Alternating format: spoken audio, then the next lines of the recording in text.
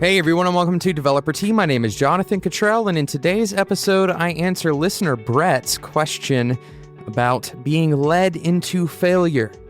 We don't have a formal sponsor today, but I wanted to talk to you for a second about Spec. There are other shows that if you like Developer Tea, you are going to absolutely enjoy. For example, the new show, Orthogonal, is about finance for freelancers. Go and check out the other shows on spec.fm. And if you're interested in getting your message in front of thousands of designers and developers who are constantly looking to make themselves better, these people are driven to make themselves better. That's the kind of people that you're going to be putting your message in front of.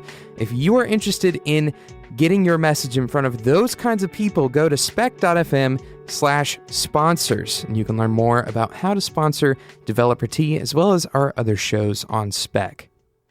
Brett wrote an email and asked me, "Hello, Jonathan, I have a question for you. You almost touched on this in your episode on working on Saturdays." This was an episode I did this week. "What do you do when you are put in a situation to fail?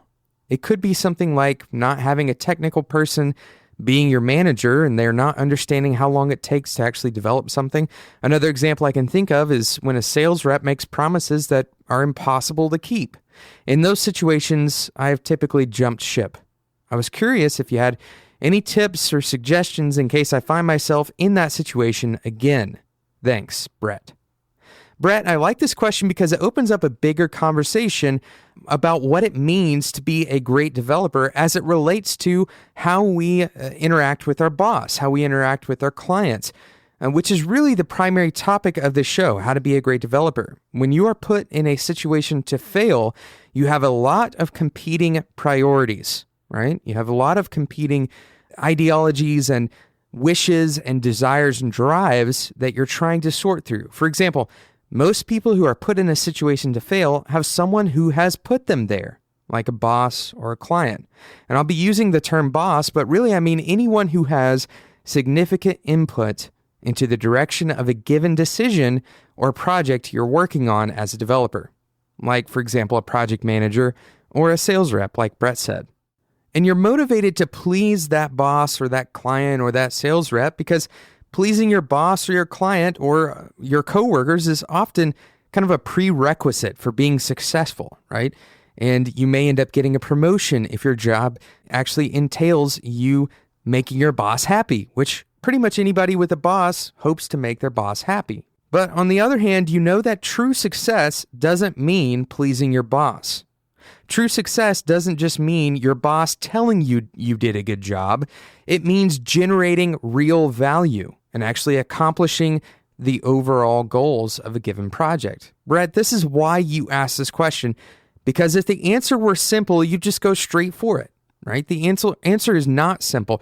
It has a lot of competing factors kind of sitting in front of you to choose from. So another interpretation of this question that Brett is asking might sound like this. How do I tell my boss or client that their plan is headed for disaster while staying on their good side? And the answer to this question, quite simply, is not simple. But hopefully I can bring some good advice to the table on the subject. Here's the thing. One of the most valuable pieces of advice you will ever hear for your career is to put yourself in your leader's shoes. Think from their perspective.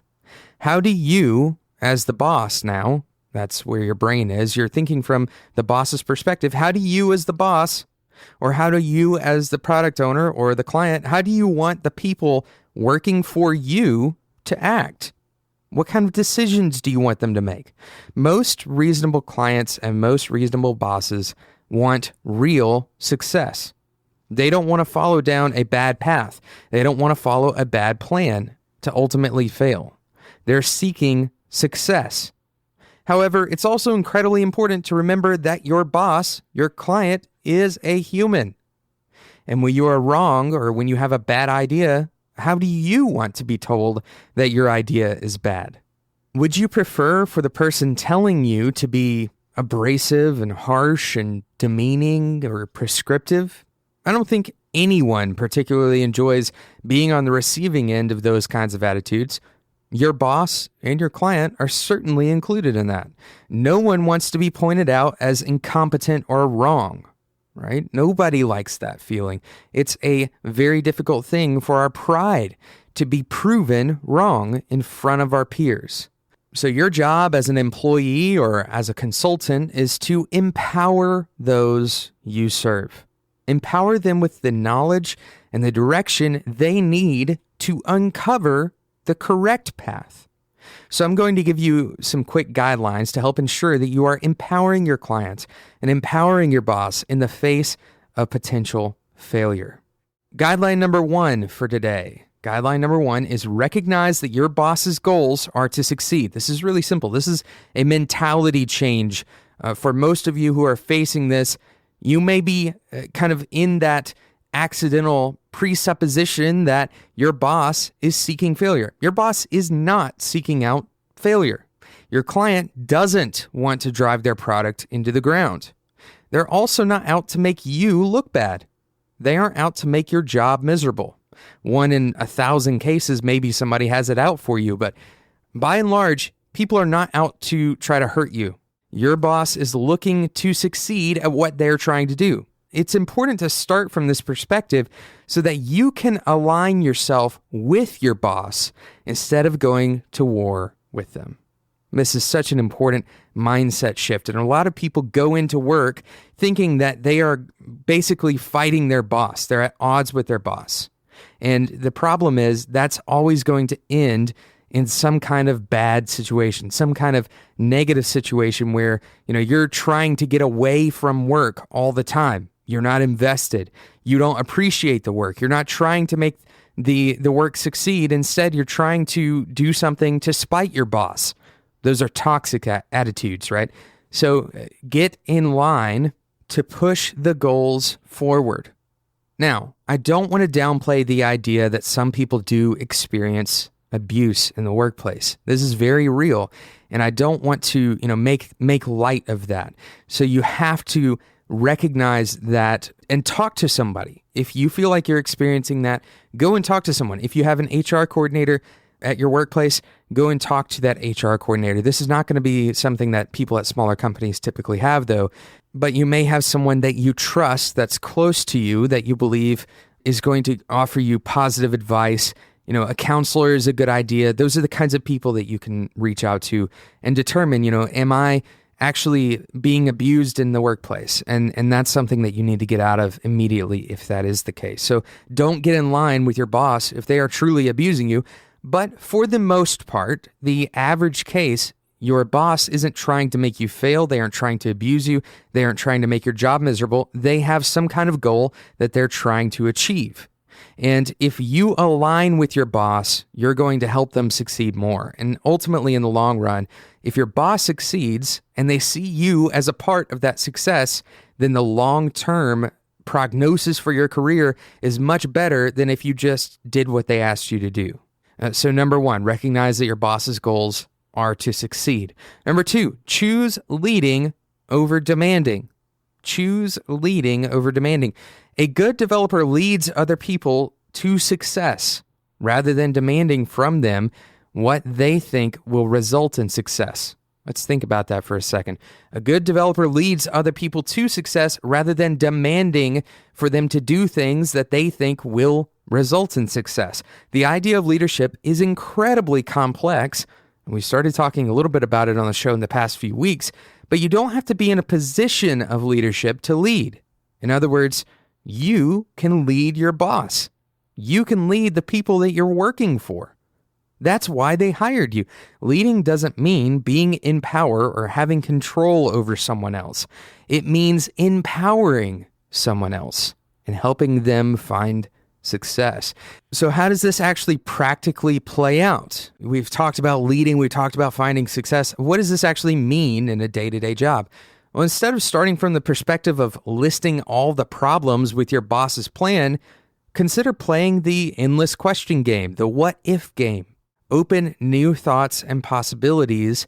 This is often also called the Socratic method. Ask questions to lead your boss towards the success. If you know a particular problem is going to occur, then help your boss learn about that problem. You don't have to lay out every single detail. Instead, talk with them and have a normal conversation where they experience a moment of epiphany. You see, it doesn't really matter if you tell someone what you see. If you see failure down the road, it doesn't really help for you to tell your boss what you see. It does help for you to show your boss what you see.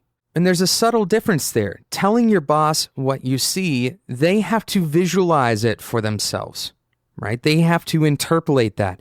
They have to run it through all the filters that they already have, all of their beliefs. But if instead you reveal something for them to see for themselves, in other words, they have found it out for themselves, that is how you lead people. That's how you convince people. That's how you can help people avoid failure that you see in the looming distance. Another example of leading rather than demanding is often used when working with a project manager or a sales rep. Instead of simply saying, "This is impossible," and you overpromised, you may approach the conversation of what is possible within that time frame. Or perhaps talk about how what they want is possible if there is more resources, if there's more money involved. And if you adopt the attitude of a teacher, in other words, if you offer to walk through in more detail so that you can ensure that the delivery will go well, that is the kind of attitude that is going to help that project manager see what's happening, see kind of the light of the path, right, that you have already walked down. Number 3 is incredibly important and also perhaps one of the most difficult points that I've ever made on the show, and that is remember your own potential for fault. In other words, stay humble about what you think you know. It may look like you are headed straight for failure, when in fact, you're not. It may look like to you because you've seen failure in the past and you've seen some of the things that lead up to failure. It may look like you are headed straight for failure when in fact you're not. The truth is, two people with opposing opinions both think that the other has a less likely chance of being right. One of them is wrong. In other words, even though all indications are pointing to failure, you are still human and susceptible to being incorrect. Be willing to learn even from the failure of others.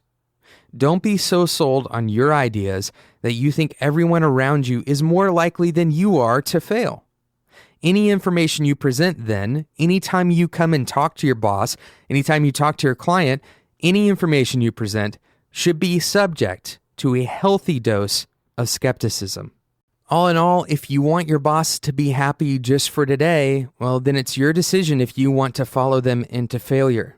But if you want to collaborate with your boss and succeed together, which ultimately is more likely to lead to success in the long run for your career, start by thinking from your boss's perspective or from your client's perspective and lead them with humility rather than demanding through the lens of your own pride.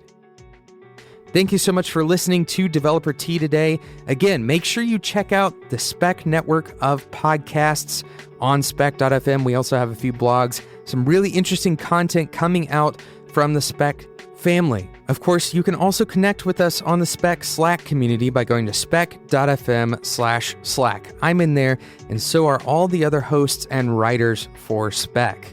Just a quick shout out, I will be speaking at CSS Summit, and you don't have to go anywhere to attend this conference. It's a virtual conference online. Go and check it out. I'll put a link in the show notes, csssummit.com. In my talk, I'll be talking about the business case for good CSS. Really, it's not just CSS. It's going to be the business case for writing good code, writing clean code from the start, rather than just doing the minimum necessary. So definitely want to check that out, csssummit.com. I have some really exciting content coming up in future episodes of Developer Tea, and it's easy to miss out on this show because we deliver it 3 times a week. If you don't want to miss out on a future episode, make sure you subscribe in whatever podcasting app you are listening to right now. It takes just one click typically, and you will get those episodes delivered straight to your device. Thanks so much for listening, and until next time, enjoy your tea.